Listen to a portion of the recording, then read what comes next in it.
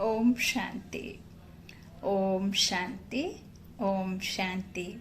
30/11/2021 प्रातः मुरली। ओम शांति। बाप दादा मधुबन। शिव भगवानों मीठे बच्चे, सवेरे सवेरे उठ बाप को याद करो तो सतो प्रधान बन जाएंगे। अमृत वेले का समय बहुत अच्छा है। आज के मुरली का प्रश्न है, आज्ञाकारी बच्चों की निशानियां क्या होंगी। उत्तर में बाबा ने कहा, आज्ञाकारी बच्चे ऊंचे ते ऊंचे बाप के महावाक्यों को सिर पर रखेंगे, अर्थात अपने जीवन में धारण करेंगे। उनकी चलन बड़ी रॉयल होगी।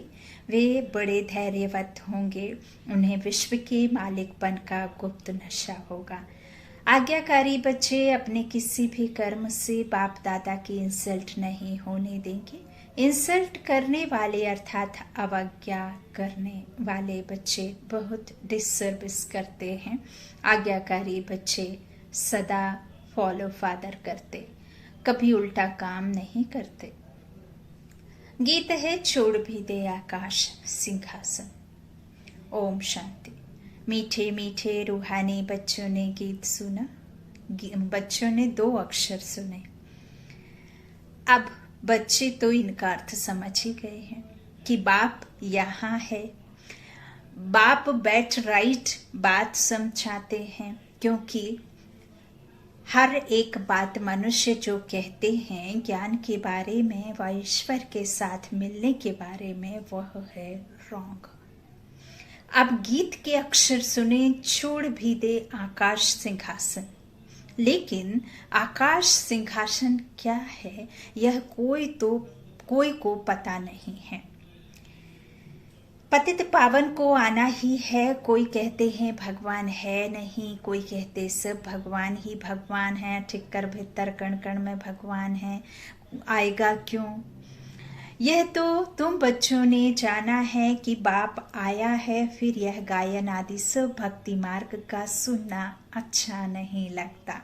पतित पावन आकर अपना परिचय देकर रचना के आदि मध्य अंत का राज समझाते हैं।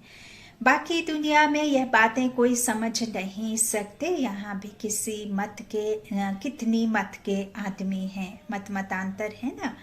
कहते हैं मनुष्य पवित्र बने, यह हो नहीं सकता। सो जरूर जब तक भगवान ना आए तब तक पवित्र कैसे बन सकते। परमात्मा ही आकर शिक्षा देते हैं और टेम्पटेशन भी देते हैं। इसमें प्राप्ति कितनी भारी है। तुम जानते हो, बाप कहते हैं मेरा बनकर श्रीमत पर नहीं चलेंगे तो सजा खानी पड़ेगी। जैसे बाप सगीर बच्चों की चलन ठीक नहीं देखते हैं तो चमाट मार देते हैं। यह बाप चमाट तो नहीं मारते, सिर्फ समझाते हैं। प्रतिज्ञा ब्लड से भी लिख कर देते हैं, फिर भी हार जाते हैं। मनुष्यों को पता ही नहीं तो पवित्र बनने से क्या मिलता है। पतित किसको कहा जाता है। बाप समझाते हैं, जो विकार में जाते हैं वह हैं पतित। मनुष्य समझते हैं विकार छोड़ना इम्पॉसिबल है। बोलो, देवी देवताएं तो संपूर्ण निर्विकारी थे, चित्र दिखाने चाहिए। यह निर्विकारी दुनिया थी ना। पवित्रता थी तो भारत कितना साहूकार था, सोने की चिड़िया थी। अब नहीं, अब वापस बन रही। तो शिव बाबा कहते कितना साहूकार था, शिवालय था। मनुष्यों को यह फुरना रहता है कि विकार बिगर दुनिया कैसे बढ़ेगी। अरे गवर्नमेंट तंग हो गई है कि दुनिया बढ़े नहीं, फिर भी हर वर्ष कितने मनुष्य बढ़ते रहते हैं। कम होना तो बहुत मुश्किल है। यहाँ बेहद का बाप कहते हैं, अगर तुम पवित्र बनेंगे तो हम तुमको स्वर्ग का मालिक बनाएंगे। आमदनी बहुत भारी है। बच्चे जानते हैं बरोबर, माया जीत बनने से हम जब जगत जीत बनेंगे, रावण को जीत राम राज्य पाएंगे। यहाँ यह विकार हो नहीं सकते उन्हों को। बाबा कहते हैं जहाँ सतयुग होता है ना, वहाँ यह जो 5 विकार है ना, वह हो नहीं सकते। और यहाँ तो निर्विकारी कोई है ही नहीं।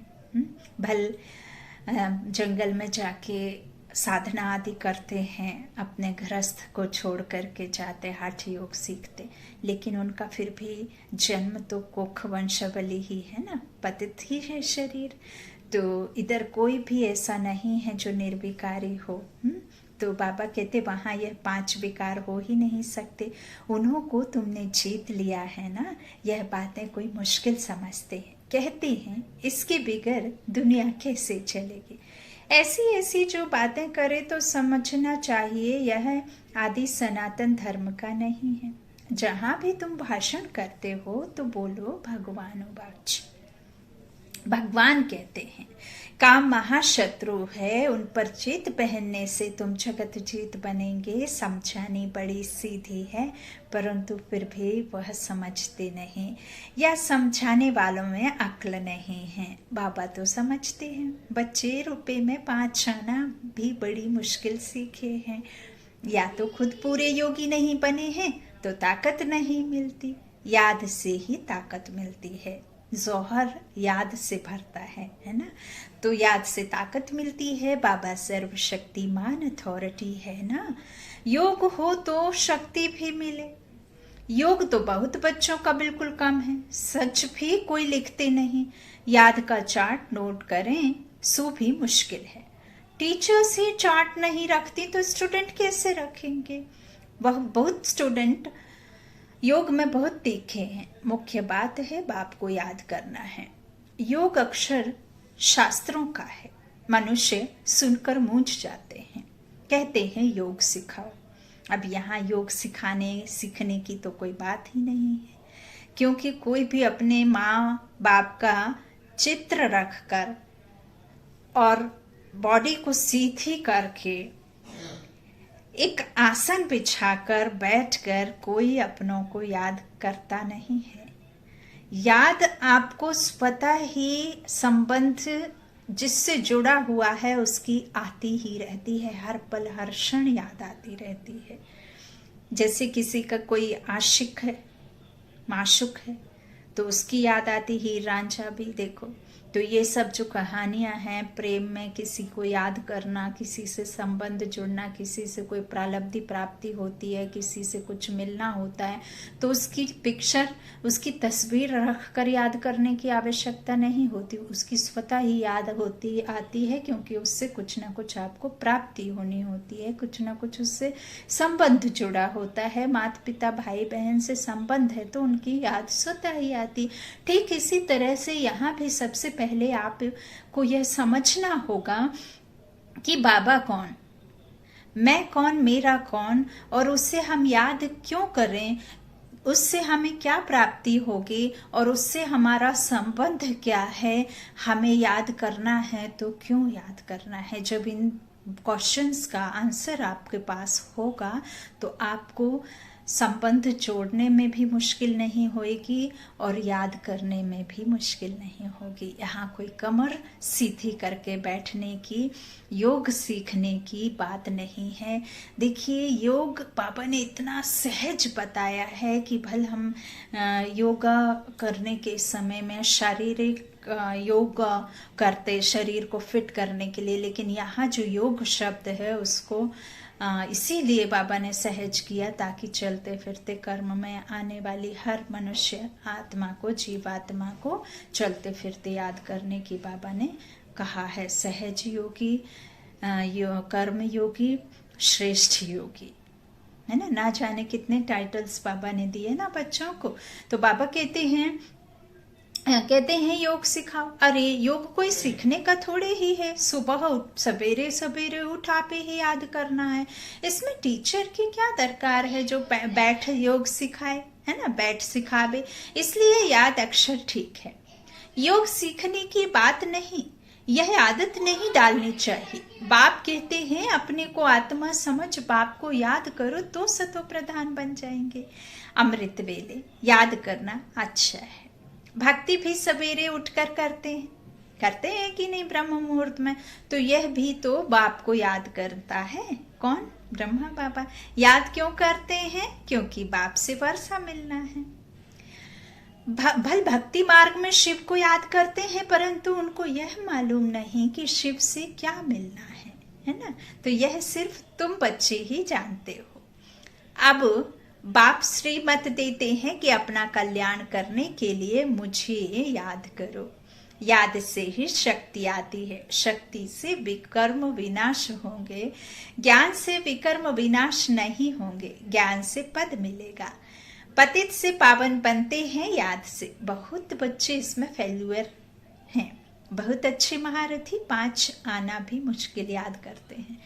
कोई तो एक पैसा भी याद नहीं करते। इसमें बड़ी मेहनत है, समझानी तो झट सीख जाते हैं, परंतु बेड़ा पार तब हो जब याद में रहे, तब ही जन्म जन्मांतर के विकर्म विनाश हो, फिर पुण्य आत्मा बन जाएंगे।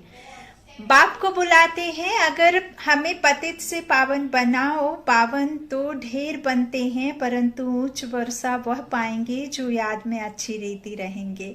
तुम्हारे से जो बांधेलियां हैं वह जास्ती याद करती हैं। याद से ही विकर्म विनाश हो सकते हैं। तो जब कोई कहे कि पवित्र रहना इम्पॉसिबल है, तो फिर उनसे बात भी नहीं करनी चाहिए। निर्विकारी भारत था तो सतो प्रधान था, परंतु साहूकारों की बुद्धि में यह ज्ञान बैठना ही मुश्किल है, क्योंकि याद में ही मेहनत है। बाप कहते हैं गृहस्थ व्यवहार में रहते उनसे भी तोड़ निभाओ। गृहस्थ व्यवहार में हैं, आपके संबंध हैं, संबंधी हैं, संपर्क में आने वाले, रोजमर्रा लाइफ में आने वाले संबंधी संपर्क में आने वाले हैं, तो उनसे तोड़ निभाओ।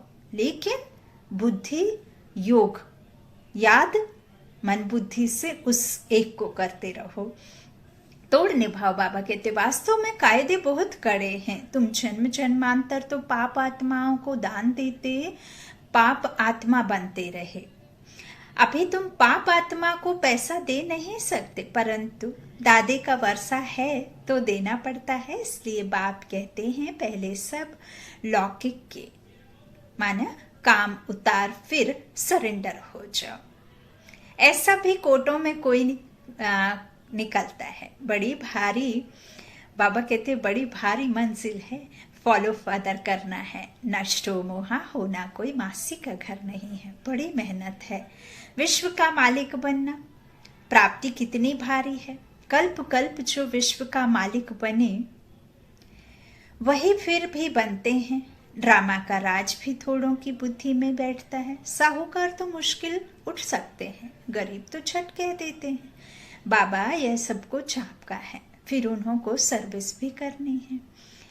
पावन बनने के लिए याद भी चाहिए, नहीं तो बहुत सजा खानी पड़ेगी। सजा खाई तो पद भी कम हो जाएगा। सजा खाते वह हैं जो याद नहीं करते हैं। ज्ञान कितना भी उठाएं उससे विकर्म विनाश नहीं होंगे।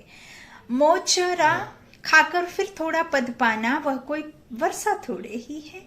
बाप से तो पूरा वर्षा लेने के लिए बाप का आज्ञाकारी बनना चाहिए।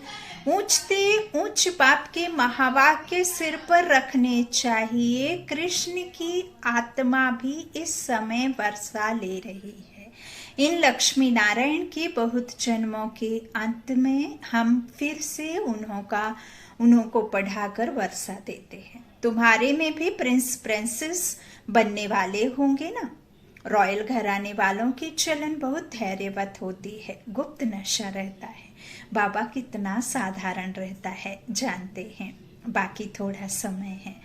मेरे को तो जाकर विश्व महाराजन बनना है। किसको? बाबा इधर किसको? ब्रह्मा बाबा की बात है ना, तो महाराजन बनना है। यह भी पतित थे, यह तो बाबा का रथ है, भागीरथ। भगवान का रथ तो भगवान का रथ तो भागीरथ हुआ ना। महाराजन बनना है। बाबा कहते यह तो बाबा का रथ है। तब यहाँ संदली पर बैठना पड़ता है, नहीं तो बाबा कहाँ बैठे, है ना। यह भी तुम्हारे जैसा स्टूडेंट है, पढ़ते हैं, बहुत बच्चे हैं, बाप को पहचानते नहीं हैं। बाप के साथ धर्मराज भी है। बाप कहते हैं मेरी आज्ञा नहीं मानी, मेरी इंसल्ट की तो धर्मराज बहुत सजाएं देगा। मैं नहीं देता हूँ, है ना। मेरे साथ साथ धर्मराज है जो अपनी डायरी में नोट डाउन करता है कर्म के, है ना, लेखा जोखा रखता। बाबा कहते हैं वह सजाएं देगा। डायरेक्ट हमारी अथवा हमारे बच्चे की तुम अवज्ञा करते हो। बाप का एक ही सिकीलाधा बच्चा है, प्यार तो है ना। इनकी इंसल्ट करते तो कितनी सजाएं खानी पड़ेंगी। थोड़ी आफतें आने दो, फिर देखो कितने भागते हैं। तुम सब भागे हो। इसने जादू आदि कुछ नहीं किया। ब्रह्मा बाबा ने कोई जादू आदि कुछ भी नहीं किया, बाबा कहते हैं, है? तो जादूगर शिव बाबा है। बहुत हैं जिनको यह भी ध्यान नहीं आता है कि इनमें शिव बाबा आते हैं। उनके ऊपर बहुत कुछ उल्टा सीधा कहते रहते हैं। शिव बाबा के आगे हम कुछ उल्टा कर देंगे तो बाप कहेगा यह नालायक बच्चा है। इसमें डबल है ना, इसलिए तार में लिखते हैं बाप दादा। परंतु इस पर भी बच्चे समझते नहीं हैं कि बाप दादा इकट्ठा कैसे हैं। बाप दादा द्वारा वर्षा देते हैं, अब ही बात छेड़नी चाहिए। तुम जानते हो बाप दादा कौन है? भल कोई पूछे कि तुम बाप दादा किसको कहते हो? बाप दादा एक का नाम हो ना सके, है ना, दो डबल अलग अलग होंगे ना। तो बच्चों को युक्ति से समझना चाहिए। अब ये सुप्रीम सोल है ना, प्योर सोल, वो आकर के जो एवर प्योर है वो आती है इनके तन में, भ्रकटी के बगल में आकर के विराजमान अवतरण होते हैं बाबा, है ना। तो भूत जो विकारी आत्माएं, जो कमजोर आत्माएं किसी भी शरीर में आ जाती हैं, उन्हें हम कहते हैं कि मैं भूत आया हुआ है। तो ये तो सुप्रीम सोल गॉड फादर परम आत्मा है। वो क्यों अपने हिसाब से इस तन को नहीं ले सकते? ले सकते हैं। इस तरह समझना है जो बाबा समझाते हैं। बाबा कहते युक्ति से समझाना चाहिए। जब तुम किसको समझाओ तब उनकी बुद्धि में बैठे कि शिव बाबा दादा द्वारा वर्षा देते हैं, है ना। तो अब विनाश तो होना है, इनसे उनसे पहले राजयोग सिखा रहे हैं। आप भी सीखो। आधा कल्प जिस बाप को पुकारा है वह आया है नॉलेज देने, फिर भी कहते हैं फुर्सत नहीं है समझने की। तो कहेंगे आप देवी देवता धर्म के नहीं हो, आपकी तकदीर में स्वर्ग के सुख नहीं है, है ना। बाकी यहाँ कोई माथा आदि तो टेकना नहीं है। हाँ, सन्यासियों के आगे चरणों में जरूर गिरेंगे, यह तो गुप्त है ना। आगे चलकर बहुत प्रभाव निकलेगा, उस समय भीड़ बहुत होगी। भीड़ भाड़ में कितने मनुष्य मर जाते हैं। प्राइम मिनिस्टर आदि का दर्शन करने कितनी भीड़ खड़ी हो जाती है। यहाँ कितना गुप्त बैठे हैं बच्चों के साथ। यहाँ देखेंगे किसको? इनके लिए तो जानते हैं जो हरे था, है ना, ब्रह्मा बाबा। शास्त्रों में भी है ब्रह्मा द्वारा मनुष्य सृष्टि रची। कैसे? बाप कहते हैं मैं इनमें प्रवेश कर रचता हूँ। यह भी लिखा हुआ है, परंतु पत्थर बुद्धि समझते नहीं। बाप आकर बच्चों को पतित से पावन बनाए ट्रांसफर करते हैं। बाकी कोई नई रचना थोड़े ही रचते हैं, है ना। तो यह है पतितों को पावन बनाने की युक्ति। विराट रूप का चित्र जरूर होना चाहिए। चित्र बड़ा होगा तो समझाने में भी सहज होगा। पत्थर बुद्धि से पारस बुद्धि बनाना कोई सहज बात थोड़े ही है। कोई तो बिल्कुल ऐसे तवाई मिसल देखकर चले जाते हैं, प्रजा बनने वाला होगा तो भी कुछ ना कुछ बुद्धि में बैठेगा। हम सो ब्राह्मण, सो हम देवता, हम सो का अर्थ बाबा ने कितना अच्छा समझाया है। वह कहते आत्मा सो परमात्मा। बस यहाँ तुम जानते हो हम आत्मा हैं ही। हम आत्मा पहले ब्राह्मण, फिर हम सो देवता, हम सो क्षत्रिय बनते हैं। हम कितने वर्णों वाले बनते हैं? 84 का चक्र लगाते हैं। बाकी जो बाद में आते हैं उनके लगभग कितने जन्म होंगे हिसाब निकाल सकते हो। चित्र बहुत अच्छे बाबा की दिल पसंद बनने चाहिए। 2-4 अच्छे बच्चे होने चाहिए जो चित्र बनाने में मदद करें। बाबा खर्चा देने के लिए तैयार हैं, फिर हुंडी आप ही बाबा भराएगा, है ना। आपको उसकी चिंता करने की आवश्यकता नहीं है। बाबा कहते हैं मुख्य चित्र ट्रांसलाइट के बनने चाहिए। मनुष्य देख खुश होंगे। सारी प्रदर्शनी ऐसी बननी चाहिए, परंतु बच्चों को खड़ा करने के लिए बाबा को मेहनत करनी पड़ती है। बाप की याद है मुख्य, याद से ही तुम पतित से पावन सृष्टि के मालिक बन जाएंगे, और कोई उपाय नहीं। चलते फिरते बाबा को याद करो, चक्र को याद करना है। तुम्हारा स्वभाव बड़ा रॉयल चाहिए। चलते फिरते कोई को लोभ, कोई को मोह पकड़ लेता है। कोई दिल पसंद चीज पर हिरे हुए हैं, नहीं मिलेगी तो बीमार हो जाएंगे। इस कारण आदत कोई भी रखनी नहीं चाहिए। अच्छा, मीठे मीठे सीखी लाधे बच्चों प्रति माता पिता बाप दादा का याद प्यार और गुड मॉर्निंग। रूहानी बाप की रूहानी बच्चों को नमस्ते। हम रूहानी बच्चों की रूहानी माता पिता बाप दादा को याद प्यार और गुड मॉर्निंग। शुक्रिया बाबा, मीठे बाबा, प्यारे बाबा, सबका साथी, सबका सहारा। धारणा के लिए मुख्य सार है। पहला, बाबा ने बच्चों से कहा अपना कल्याण करने लिए बाप की आज्ञा माननी है। बाप दादा की कभी भी अवज्ञा नहीं करनी है। कोई भी लोभ मोह की आदत नहीं रखनी है। दूसरा, बाबा ने कहा अपना स्वभाव बहुत रॉयल रखना बनाना है।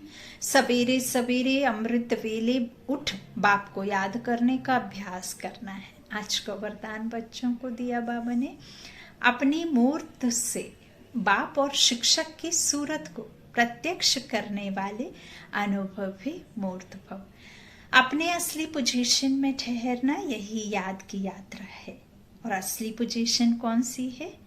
कि मैं आत्मा इस शरीर से न्यारी, मैं लाइट हूँ, है ना, चैतन्य शक्ति आत्मा हूँ। तो यह है आपकी असली पोजीशन, यही याद की यात्रा है। जो हूँ, जिसका हूँ, उसमें स्थित रहूं। इसी असली स्वरूप के निश्चय और अनेक बार के विजय की स्मृति से सदा नशे की स्थिति के सागर में लहराते रहेंगे। जब सुखदाता के बच्चे हैं तो दुख की लहर आ कैसे सकती? सर्वशक्तिवान के बच्चे शक्तिहीन हो कैसे सकते? इसी पोजीशन से के अनुभवों में रहो तो आपकी मूर्त से बाप व शिक्षक के सूरत स्वतः प्रत्यक्ष होगी। आज का स्लोगन है, सत्यवादी वह है जिसके चेहरे और चलन में दिव्यता हो। सत्यवादी वह है जिसके चेहरे और चलन में दिव्यता हो। ओम शांति, ओम शांति, ओम शांति।